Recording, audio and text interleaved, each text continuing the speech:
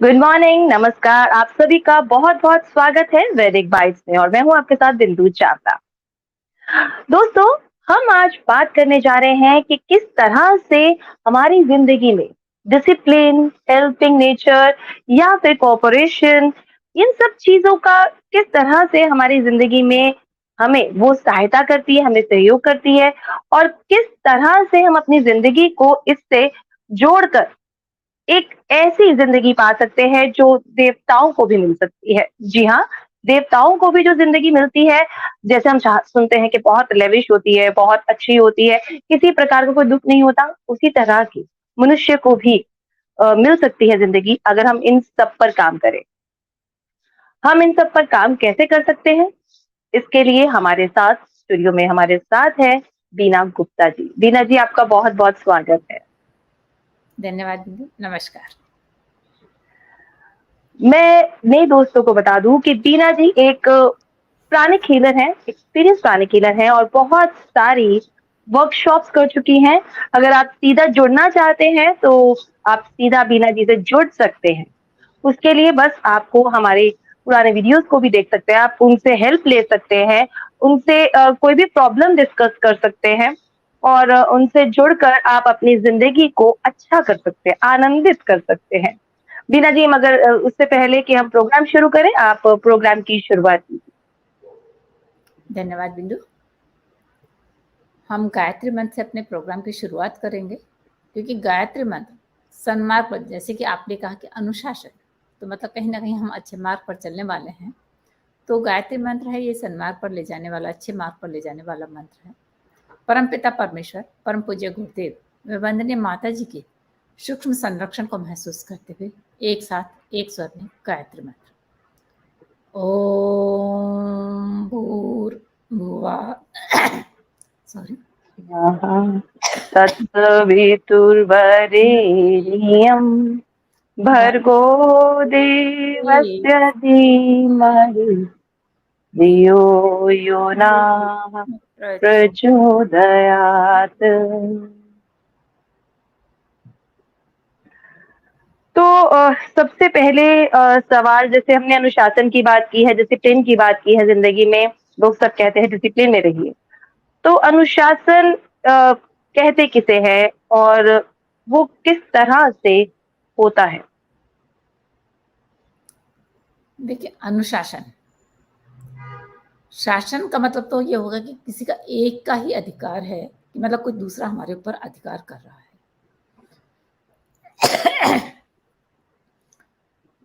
कि दूसरा हमारे ऊपर अधिकार कर रहा है। लेकिन अनुशासन, अनु मतलब हमारा स्वयं का और शासन अपने ऊपर शासन। तो हमारा अपने ऊपर अगर शासन है कि हमको क्या कहना है, क्या करना है, कैसे करना है, कब करना है, क्यों करना है, हमें अपने ऊपर ये शासन होना चाहिए, तो उसे हम अनुशासन कहते हैं। जब अनुशासन अपने ऊपर होता है, क्योंकि हर व्यक्ति का अगर अपने ऊपर अनुशासन, क्योंकि व्यक्तियों से मिलकर ही एक परिवार बनता है और परिवार से मिलकर एक समाज बनता है। तो इसलिए हम ये कह सकते हैं कि अगर हर व्यक्ति अपने अंदर अनुशासन ले आए तो एक समाज का गुण बन जाता है। ये एक व्यक्ति विशेष का गुण नहीं रहेगा, क्योंकि व्यक्ति से ही समाज बनता है। और अनुशासन का जब हम अपने अंदर पालन करते हैं, या हमसे कोई कहता है कि अनुशासन को, जैसे आपने कहा कि हर कोई कहता है अनुशासन में रहिए, तो इसीलिए कहते हैं कि जब हम उसका पालन करते हैं कि अपने अंदर हमको कब कहना है, कैसे कहना है, क्या करना है, कब करना है, क्यों करना है, इस सब का जब हम पालन करते हैं अपने अंदर, तो गलत काम होने की गुंजाइश कम हो जाती है।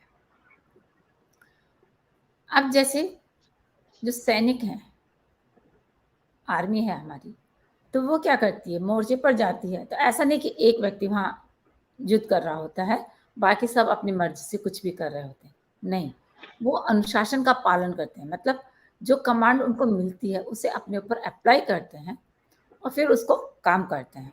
तो ऐसा नहीं है कि किसी ने मतलब ज़बरदस्ती उसके ऊपर शासन कर रहे हैं कि नहीं आपको तो फायरिंग करनी है, नहीं। वो देखते हैं कि मुझे फायरिंग का मान लो उन्हें ऑर्डर मिला है, तो वो देखते हैं कि मुझे किस दिशा में करनी है, कब करनी है, किस एंगल से करनी है। कहीं कोई मेरे साथी के ऊपर तो गोली नहीं चल गई है। तो ये सब वो ध्यान रखते हैं। तो मतलब अपने अंदर एक शासन लेकर आते हैं, अनुशासन का पालन करते हैं। और जब वो सारे सैनिक इस तरह से करते हैं, तो वो क्या करते हैं, एक एकता में काम कर रहे होते हैं, एक साथ बनकर काम कर रहे होते हैं। ऐसा नहीं कि कोई अकेला व्यक्ति काम कर रहा होता है। वैसे तो हर मनुष्य को अपनी स्वतंत्रता मिली है कि वो अच्छा-बुरा कुछ भी कर सकता है। लेकिन जो संस्कृति है, सभ्यता है, वो अकेले इंसान से ना कोई संस्कृति बनती है, ना कोई सभ्यता बनती है। एक व्यक्तियों के समूह से बनती है। तो व्यक्तियों का जब समूह रहेगा तो वो निश्चित रूप से एक-दूसरे के ऊपर निर्भर रहेंगे। जैसे जो हमारी ज़िंदगी है, अगर हमें एक ड्रेस भी लेकर आनी है, तो वो हमारे ऊपर ही नहीं है कि हमने गए मार्केट से और ड्रेस लिया और पहन लिया। उसके अंदर देखिए कितने लोगों का श्रम बना हुआ है। कहीं पहले कपास उगा है, फिर उसे काटा गया है, उसे बुना गया है, उसे कहीं रंगने को दिया है, कहीं फिर वो बना है। उसके अंदर बनाने के लिए कितने सारे व्यक्ति इन्वॉल्व हुए हैं। फिर उस कपड़े की ड्रेस को बनाने के लिए कितने सारे व्यक्ति इन्वॉल्व हुए हैं। फिर वो मार्केट तक आया है, फिर वो हमारे पास में आया है। हमने भी उसके ऊपर मनी लिया है, तो वो मनी हमारा अपना नहीं है, उसके लिए भी हमने कहीं न कहीं से सोर्सेज़ ली हैं। तो कितने सारे व्यक्तियों को एक ड्रेस को लाने के लिए, कितने सारे व्यक्ति उसके अंदर मतलब एक साथ मिलकर काम किया है, तब हमने उस ड्रेस को लिया है और पहना है। तो इसलिए जो ये संस्कृति है या सभ्यता है वो एक दूसरे के ऊपर निर्भर है। तो संस्कृति का हम संस्कारों से बनती है, वो कुछ हद तक हमारे अपने ऊपर निर्भर करती है, क्योंकि हर व्यक्ति की अपनी संस्कृति है। अगर वो अच्छे संस्कार में रहेगा, तो निश्चित रूप से समाज में अच्छे संस्कारों की एक संस्कृति बनेगी। जहाँ इसलिए कहते हैं कि जहाँ मतलब गंभीरता है कि किसी के ऊपर हम गंभीरता से विचार करते हैं, गहन चिंतन मनन करते हैं या कहीं उसमें सत्यता है, तो वो चीज़ें स्थिर होती है। किसी झूठ के ऊपर कोई स्थिरता नहीं आती है। तो ये जब स्थिरता आती है तो वो हमें ये बताता है कि अगर किसी को भी ऊँचा उठना है मतलब आगे बढ़ना है, तो पहले उसे अपनी जड़ें मजबूत बनानी पड़ेंगी। वो अपने अकेले के सहारे से इतना ऊपर नहीं जा सकता, उसे अपने आस-पास का जो एनवायरनमेंट है, उसके ऊपर निर्भर होना पड़ता है। तो वहाँ वो कैसे विचार अपने दे रहा है, वहाँ का वातावरण उसे कैसा है, तो उस वातावरण को पहले अपने लिए ऊँचा उठने के लिए वैसा वातावरण बनाना पड़ेगा। वहाँ उन लोगों को वैसा तैयार करना पड़ेगा उनकी मन स्थिति को। मतलब हमारे अपनी जड़ों को मजबूत बनाना पड़ेगा। क्योंकि अनुकूलताएँ और प्रतिकूलताएँ मतलब जी, हमारे अनुसार परिस्थिति हो भी सकती है और नहीं भी हो सकती है। वो हमेशा अपने जीवन में आती जाती रहती है। जैसे जी, देखिए, अगर हम अब्राहम लिंकन को देखें, तो क्या था? वो एक बहुत गरीब परिवार से थे कि मतलब उनके पास में अपनी पुस्तकों को खरीदने के लिए भी पैसा नहीं होता था। लेकिन उन्हें पढ़ने का बहुत शौक था। वो महापुरुषों के जीवन जो गाथा होती है, जीवन कथा होती है, जीवनी होती है, उसे पढ़ते रहते थे। अब पढ़ने के लिए आपको पुस्तक तो चाहिए। अब पुस्तक को वो खरीदे कहाँ से? तो वो क्या होता था अपने दोस्तों से या जहाँ भी उनको उपलब्ध होती थी कि किसी के पास में है, उन्हें पता लगता था, तो वो जाते थे, वहाँ से अपनी पुस्तकों को लेकर आते थे और पढ़ते थे। एक बार वो पुस्तक लेकर आए और लेकर आए तो उस दिन वहाँ बारिश हो गई उनके घर पर, तब बारिश हो गई तो पुस्तक उन्होंने बहुत चाहा कि उस पुस्तक को बचा लें लेकिन वो भीग गई। अब भीगने से क्या हुआ कि वो जैसे की तैसे नहीं रही, कि जैसी वो लेकर आए थे, वैसी नहीं रही, उसका कुछ पेज खराब हो गए थे। तो अब लौटाने गए तो झंझट हुआ कि भई एक तो फ्री में लेकर आए हो, आप पैसे कुछ भुगतान करा नहीं है, फिर ऊपर से चीज़ को भी खराब करके दे रहे हो। तो उन्होंने क्या करा कि उस झंझट को ख़त्म करने के लिए, उस झगड़े को ख़त्म करने के लिए उन्होंने कहा कि ठीक है, मैं इतने दिन आपके पास में सेवा करूँगा जब तक कि जितने मूल्य की ये पुस्तक है। तो अब उनको ऐसा नहीं था कि उस झंझट में पड़ के अपने जो पढ़ने का विचार था उसको उन्होंने बदला, नहीं।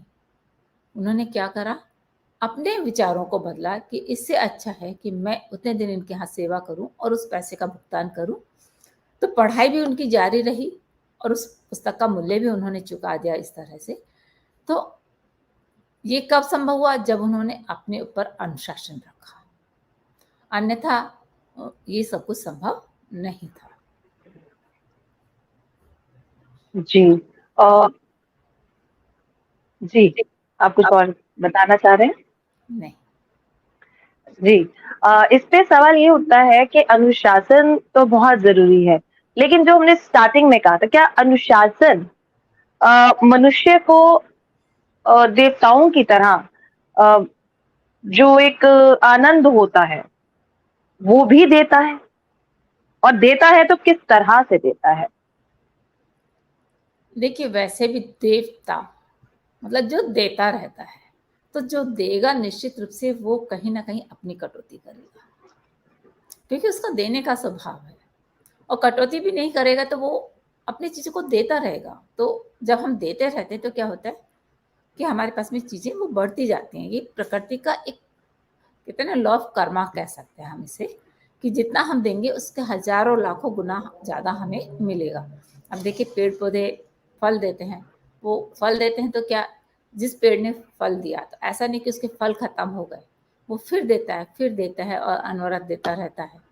और नहीं तो फिर अगर किसी फल देने के वाले वृक्ष की है कि 2 साल फल देगा, 4 साल देगा, तो अपने सिमिलर बहुत सारे पेड़ों को खड़ा कर देता है, कि उसके जाने के बाद में वो फल देने लगते हैं, वो उसके जाने के बाद में फिर और पौधे तैयार हो जाते हैं। तो देने का गुण होता है, इसीलिए जब हम देने का गुण रखते हैं, तो हमारे अंदर आनंद भी आता है। तो इसीलिए मनुष्य की प्रकृति क्या है कि स्वार्थ प्रकृति है। तो हम अपने स्वार्थ को खत्म कर देंगे, क्योंकि उसके अंदर स्वार्थ की भी है और एक तरह से देने की भी प्रकृति है। तो अब उस मनुष्य के ऊपर डिपेंड करेगा कि वो अपनी कौन-सी स्वभाव को, कौन-सी प्रकृति को ज़्यादा डेवलप करता है। अगर उसने अपने अंदर देने की भावना मतलब जो देवताओं में है कि उनमें क्या है कि देखिए कर्म करने की भावना रहती है कि वो कर्म करते हैं हमेशा, ऐसा नहीं है कि वो चुपचाप बैठे रहते हैं। वो एक-दूसरे का सहयोग करते हैं। उनके अंदर विनम्रता होती है, स्नेह होता है, सद्भावना होती है। अब अगर हम किसी मनुष्य से कहें कि आप विनम्र बन जाइए, अब सुनने में तो ये बहुत सरल लगा, लेकिन बनना उसके लिए उतना ही मुश्किल होगा। क्योंकि मान लो किसी को गुस्सा ज़्यादा आता है, उससे हम कहें तुम शांत हो जाओ। कहना बहुत आसान है, सुनना भी बहुत सरल है, लेकिन शांत रहना उतना ही मुश्किल हो जाएगा।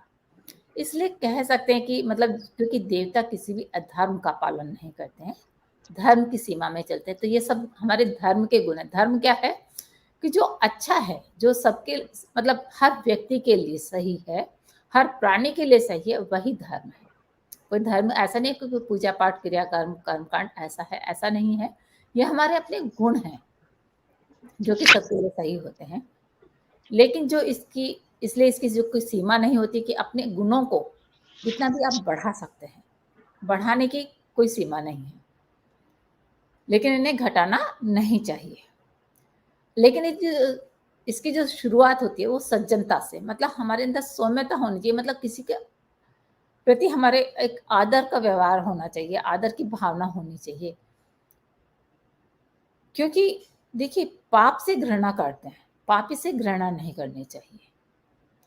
हो सकता है उसके अंदर कोई ना कोई अच्छा गुण भी हो। हाँ, लेकिन उसने जो गलत काम किया है, उसके प्रति घृणा का भाव होना चाहिए कि इसने ये काम गलत क्यों किया? और उस गलत काम को सही करने की भी हमें प्रयास करना चाहिए, कोशिश करनी चाहिए।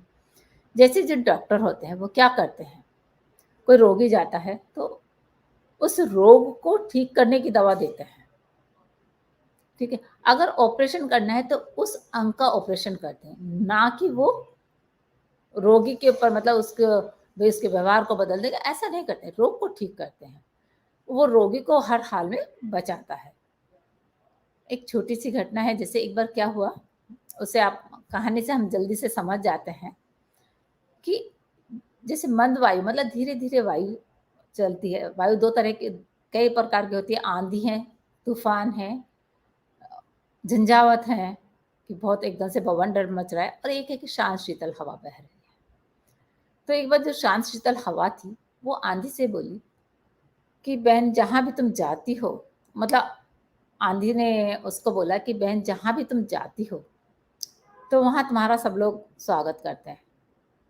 और मैं कहीं भी जाती हूँ तो मुझसे लोग और डरते हैं, परेशान होते हैं। मैंने बोला कि दीदी आप ऐसा क्यों करते हैं कि आपसे सब लोग डरें? तो आंधी ने कहा, बहन तुम अपनी जगह ठीक हो और मैं अपनी जगह ठीक हूँ। क्योंकि तुम लोगों को तसल्ली देती हो, खुशी देती हो, आनंद देती हो। लेकिन जब मैं जाती हूँ आंधी की तरह, तो क्या होता है, जहाँ का वातावरण खराब होता है, जहाँ सड़न होती है, जहरीला धुआं होता है, घुटन पैदा करने वाली गैसें होती हैं, उन सबको मैं साफ कर देती हूँ। तो लोक मंगल के लिए इन दोनों चीज़ों की आवश्यकता है। तो इसीलिए मनुष्य के अंदर ईश्वर ने दोनों गुण दिए हैं कि एक हाथ में तलवार हो, कहते हैं ना, एक हाथ में भाला हो, एक हाथ में गीता हो, कि हमारे पास में दोनों ही गुण होने चाहिए, कि हमें सज्जन भी होना चाहिए, सौम्य भी होना चाहिए, विनम्र भी होना चाहिए। लेकिन अगर किसी मतलब कहीं आवश्यकता पड़ गई है तो अपना पराक्रम भी होना चाहिए। तो वैसे भी ऐसे होता है कि जैसा हम व्यवहार करते हैं वही वापस हमारे पास में लौट कर आता है। तो अगर किसी के साथ में कोई गलत व्यवहार हो रहा है तो ये नहीं सोचना चाहिए कि सामने वाला क्यों कर रहा है, क्योंकि आपने भी कभी ना कभी किसी ना किसी के साथ में ऐसा किया है, तो वो ब्रह्मांड में घूम के आपके पास वापस आ गए। जैसे हम एक बॉल को फेंकते हैं, किसी दीवार पर हमने फेंका तो वो वापस हमारी तरफ आती है, और जिस स्पीड से हमने फेंका है उसी स्पीड के साथ हमारे पास आती है। तो इसलिए जैसा हम किसी के साथ में व्यवहार करते हैं वैसा ही उस व्यक्ति के पास में वापस आता है। तो अगर किसी के साथ में सेवा करी है तो कहीं ना कहीं हमें भी सेवा मिलेगी, किसी ना किसी रूप में मिलेगी। लेकिन अपमान किया है तो अपमान का बदला अपमान में ही आएगा।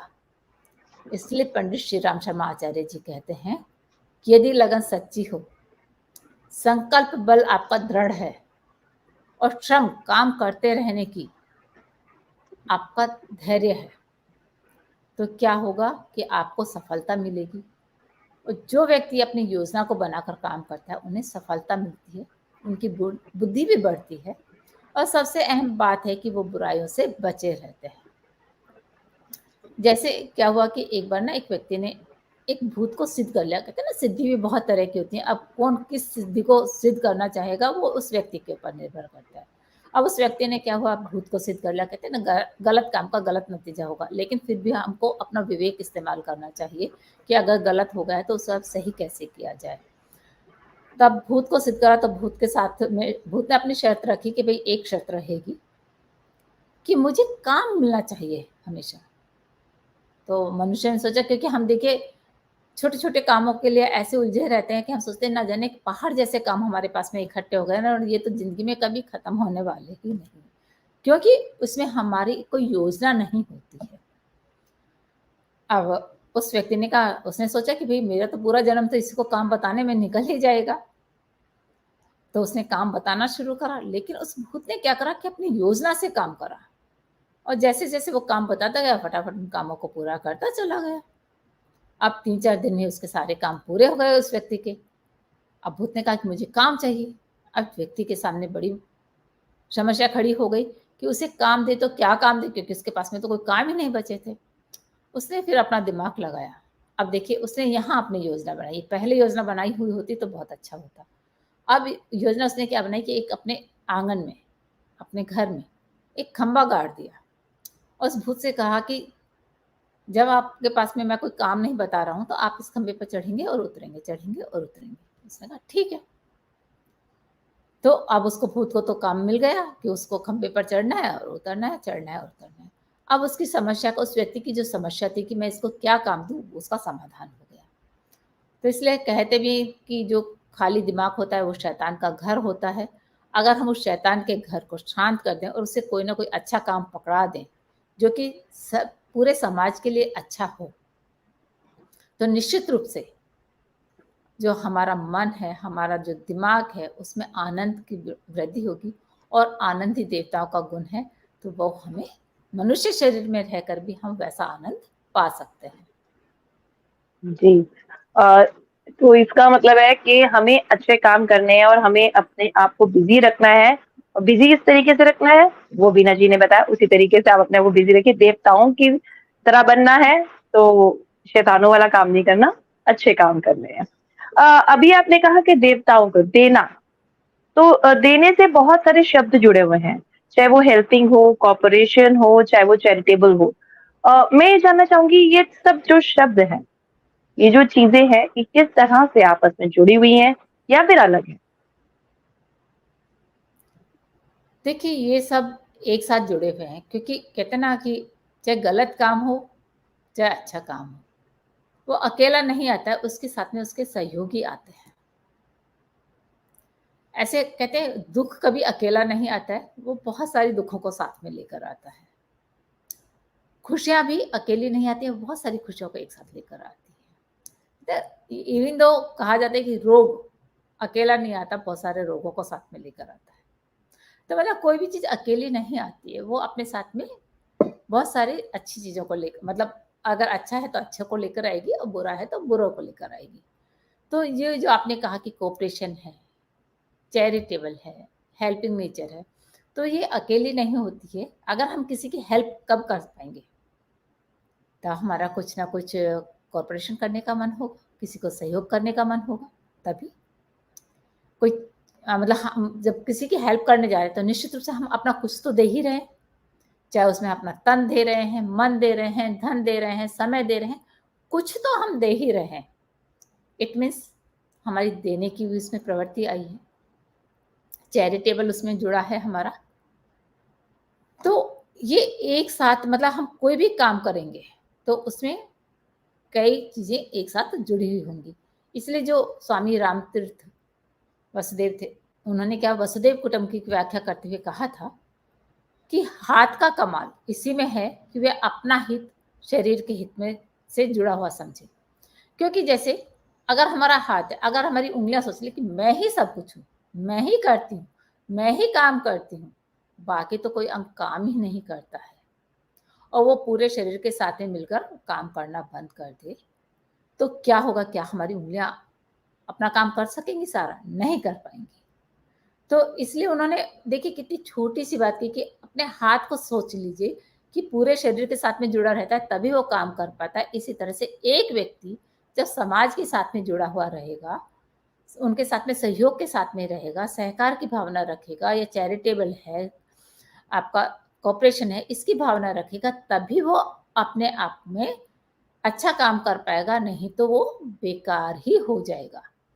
जैसे कि हमारा हाथ अगर वो पूरे शरीर को कोऑपरेशन नहीं करेगा या पूरा शरीर उस हाथ का सहयोग नहीं करेगा, तो हाथ बेकार हो जाएगा या पूरा शरीर बेकार हो जाएगा। क्योंकि ये जो हमारा जितना भी जगत है, जिसको भी हम देखते हैं, संसार है, वो एक तरह से उसकी कल्पना हम ऐसे कर सकते हैं कि वो हमारा पूरा शरीर है, ठीक है? और जो व्यक्ति है, उसका वो एक छोटा-सा अंग अवयव है, जैसे कि हमारा सपोज़ एक फिंगर, फिंगर का भी उसका एक छोटा-सा अगर हम उसको कहें कि आगे का पोरा। तो इस तरह से व्यक्ति की इतनी सी ही मतलब उसमें अहमियत है। लेकिन व्यक्ति की भलाई किसमें है, उस पोरे की भलाई किसमें है, वो हिल कब रहा है जबकि उसे माइंड से कमांड मिल रहा है। माइंड से मतलब हमारे नर्वस सिस्टम काम कर रहा है। नर्वस सिस्टम मतलब कहीं न कहीं वो और कहीं से भी जुड़ा है, पूरे हाथ में आया है वो सिस्टम, तब वो हिल पा रहा है। तो इसलिए व्यक्ति की भी भलाई किसमें है कि वो सबके साथ में जुड़ कर रहे। क्योंकि जो संसार के जितने भी जीव हैं, जंतु हैं, वो समूह बनाकर एक सहकार की भावना रखकर जीते हैं। जैसे मैं आपको एक बताती हूँ उदाहरण कि जो प्रिंस क्रोपाटिन थे, उन्होंने क्या करा कि वो मतलब उनकी ड्यूटी लगी थी कि एक जंगल में उनको रेलवे लाइन बिछानी थी, ठीक है? तो वहाँ की उनकी वो सच्ची घटना थी, तो वो जैसे जो मज़दूर होते थे, वो क्या करते थे, उन्होंने मतलब ये घटना अपनी मतलब पुस्तक में लिखी थी, मैं वो घटना आपको बता रही हूँ, कि जो मज़दूर अपना खाना रख के अपने काम पर लग जाते थे क्योंकि वो अपना लंच लेकर आते थे। जब वो लंच करने के लिए जाते थे तो देखते थे कि उनका जो खाना था, वो सारा खत्म हो चुका है। बहुत दिनों तक ऐसा चलता रहा। फिर उनको पता लगा कि लोमड़ी आई और लोमड़ी ने खाना खा लिया, तो उन्होंने उसका कुछ अल्टरनेट निकाला कि हम इस खाने को कैसे बचा सकते हैं। तो उन्होंने खाना ऊँचाई पर रखना शुरू करा। लेकिन फिर जाके देखा, फिर भी खाना खत्म मिला। ऊँचाई खाने की बढ़ती चली गई कि और ऊपर रखते चले गए, लेकिन खाना फिर भी खत्म होता रहा। सभी को बड़ा आश्चर्य होता था कि रोज़ हमारा खाना कैसे गायब हो जाता है।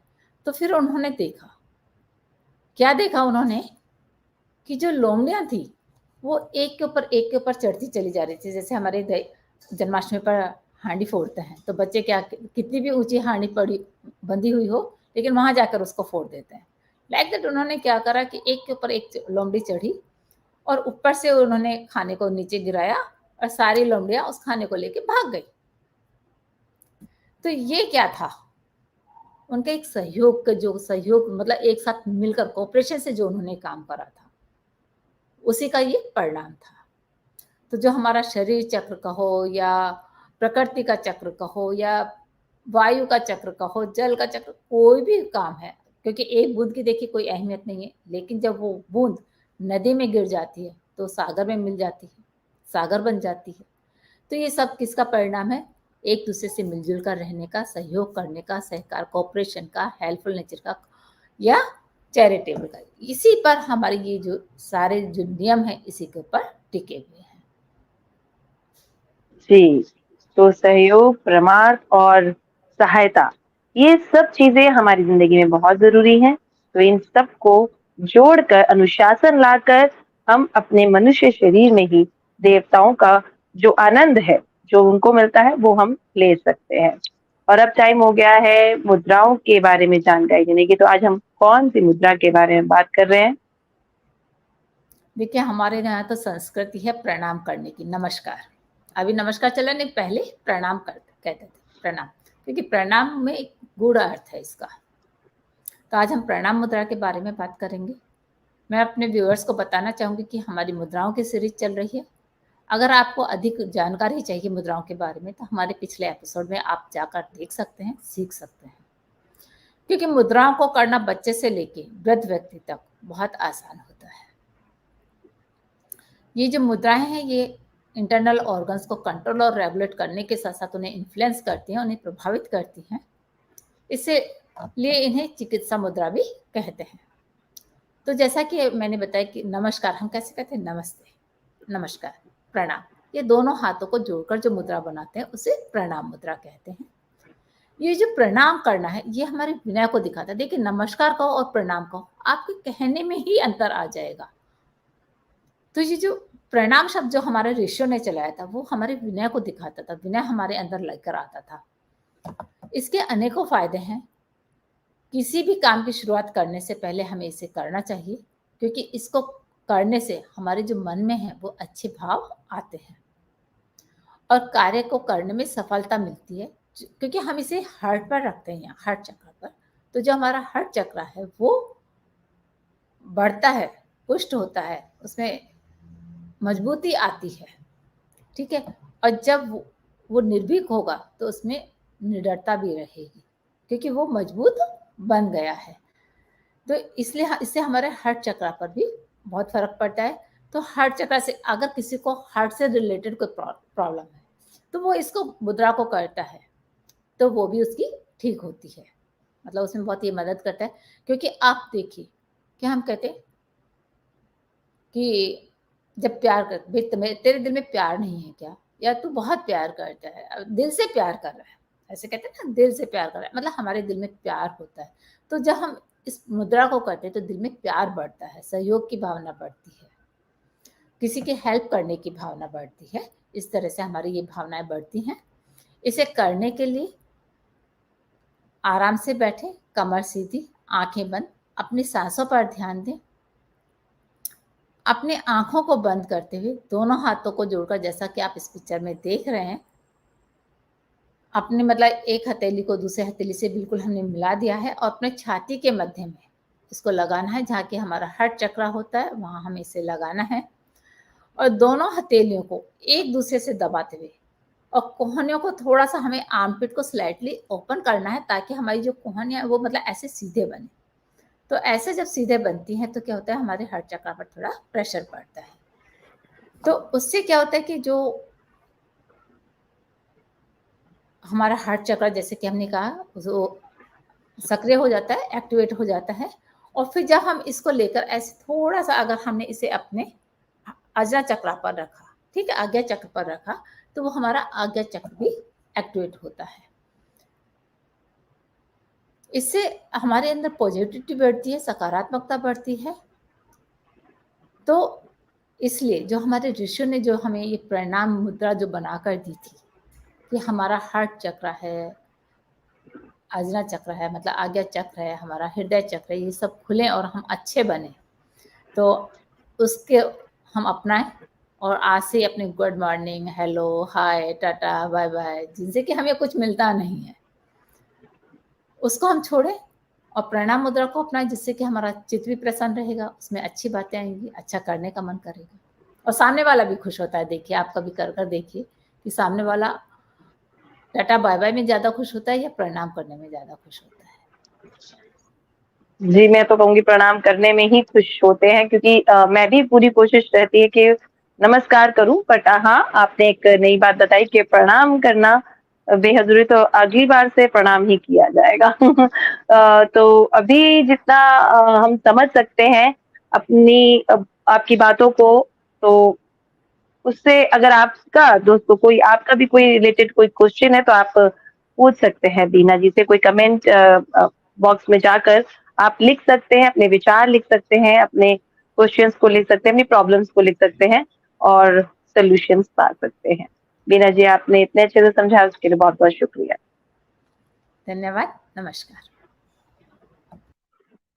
दोस्तों, अगर आप बीना जी से सीधा जुड़ना चाहते हैं, तो आप सीधा जुड़कर उनसे बात कर सकते हैं, उनसे अपनी प्रॉब्लम्स के सॉल्यूशंस ले सकते हैं। बस आपको करना क्या है, नीचे नंबर दिया जा रहा है, उस पर आपको कॉल करना है और बात करनी है बीना जी से और अपनी प्रॉब्लम्स को बिल्कुल खत्म कर लेना है।